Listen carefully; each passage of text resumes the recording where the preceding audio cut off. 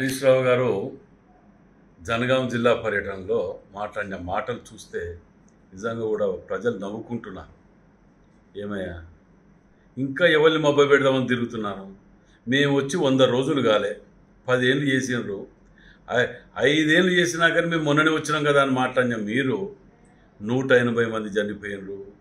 ఎక్కడ ఇంటే నవ్వుతారా? ఎవరిని రెచ్చగొడతానో? తెలంగాణ ఉద్యమం అప్పుడు కూడా ఈ విధంగానే రెచ్చగొట్టి విద్యార్థులను బలి తీసుకున్న ఎదవ నువ్వు. ఇలా 180 మంది చెప్తావు, చూపిస్తావా లెక్క? ఏం మాట్లాడుతున్నావు? మీరు చేసిన పాపం, మీ పాలకుల పాపం వల్ల ఈ దౌర్భాగ్యం. ఇది కాళేశ్వరం మీ పాపం కాదా? మొన్నటి వరకు మీ మరదలు వచ్చి చెప్పిపోయి, మరదలు వచ్చి ఆడాలని రెచ్చగొడతాడట. ఏం చేసిందనే? సీసాలు అమ్మి, దొంగ సీసాలు అమ్మి చేసిన అందుకంటారా? వచ్చి ఉద్యమం చేయనుండనా? మాట్లాడతాను కూడా అర్థం పర్థం లేకుండా నోటికి ఇంకా అధికారంలో ఉన్నారు అనుకుంటున్నారా? మీద మొత్తం వెళ్తానే మీ చిట్ట గింత అసలు చెప్పిన లేనన్ని పాపాలు చేసినవి ఉన్నాయి. మీ కుటుంబానికి జిల్లాలో ఉండవలసిన పరిస్థితి ఇలా తెలంగాణ 7 లక్షల కోట్ల అప్పులు జరిగినాయి అంటే కారణమే మీ కుటుంబం. మీరు ఇంత దౌర్భాగ్యం చేసి ఏ ముఖం పెట్టుకొని వచ్చినవే? 100 రోజులైంది, 6 స్కీములలో ఏది ఇంప్లిమెంట్ కాలేదట. కళ్ళు ఉండి కబోదివి నువ్వు. ఇలా మహిళలు బస్సులలో తిరుగుతుంటారు. ఇన్ని చేసుకుని ఇన్ని స్కీమ్స్లలో మేము చేసి పెడుతున్నాం. ఒక్కొక్క నియోజకవర్గానికి 3,500 ఇండ్లని చెప్పి మేము ప్రకటించి మేము ప్రారంభించినాం. ఇవన్నీ మర్చిపోయి ఏదో మన కవిత గిట్లా వచ్చి బతుకమ్మాడి ఈ బతుకమ్మ చీరలని చెప్పి ప్రజలను మభ్య పెట్టినట్టు నువ్వు వచ్చి ఇలా మళ్ళీ కొత్తగా మభ్య పెట్టే ప్రయత్నం చేస్తున్నావు. రైతులను రెచ్చగొట్టి ప్రాణాలు తీసే ప్రయత్నం చేస్తున్నావు నువ్వు. నిన్నెవరు ప్రజలు నమ్మకనే మేము పక్క కూర్చోబెడితే 100 రోజులను రాగానే మొత్తం చేసేయటానికి 3 నెలలు కాలేదు. మీరు 10 ఏళ్ళలో చేయలేనిది మేము 3 నెలల్లో చేసి చూపించినాం. అది మా గొప్పతనం. మీ పాపం కాదా హన్మకొండ మునిగిపోవటం?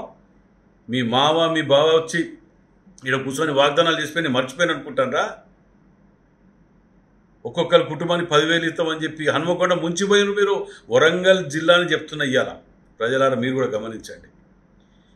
ఇతను వీళ్ళ మామ అల్లుడు అందరు కలిసి వరంగల్ జిల్లాని 6 ముక్కలు చేసి సమ్మక్క సారక్క ఒక దిక్కు, వరంగల్ ఫోర్ట్ ఒక దిక్కు, 1000 స్తంభాల గుడి ఒక దిక్కు, ఇట్లా విభజించి ఆఖరికి వరంగల్ అనే నామం లేకుండా కాకతీయ రాజులు పరిపాలించినటువంటి నగరాన్ని ఓరుగల్లుని పేరు లేకుండా ఆఖరికి ఓరుగల్లు దగ్గర పోవాలన్నా వంగిపోవాలని చెప్పి బ్రిడ్జ్ కట్టి వరంగల్ సిటీలకు బ్రిడ్జ్ కిందికి వెళ్ళి దూరి వచ్చి దొంగలు తిరిగి వచ్చేటట్టు చేసిన ఘనత వీళ్ళది.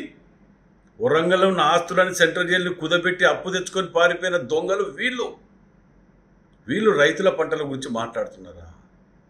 రైతుల పంటల పాపం మీది కాదా? అది కాళేశ్వరంలో 1,00,000 కోట్లు తిని దాన్ని కూలిపోతుంటే గేటు తెలితే ఏడదీయాలి. బుద్ధి ఉండాలి మాట్లాడటానికి కూడా. ఏది దొరికితే ఏది మాట్లాడినా ఆ రోజు అసెంబ్లీ కూడా అట్టే మాట్లాడి మాకు విచిత్రం అనిపించింది.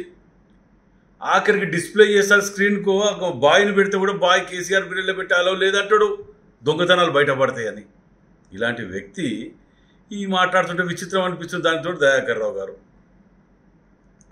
అరే మేము వచ్చి సరిగ్గా 100 రోజులైంది, దానికి అని ఇన్ని చేసిందని అప్రిషియేట్ చేయకుండా మేము బాధపడకపోతున్నాం. ఇలా మాట్లాడకపోతున్నాను. నేను అప్రిషియేట్ చేయకున్నా ఉల్టా అభాండాలతోటి ఏదో కొంపలు పుచ్చుకుపోయింది, ఏదో అయిపోయింది, ఇది చేసిండు అది చేసిండు కాంగ్రెస్ వాళ్ళు అట్లా చేసినని మాట్లాడి సిగ్గుండాలే.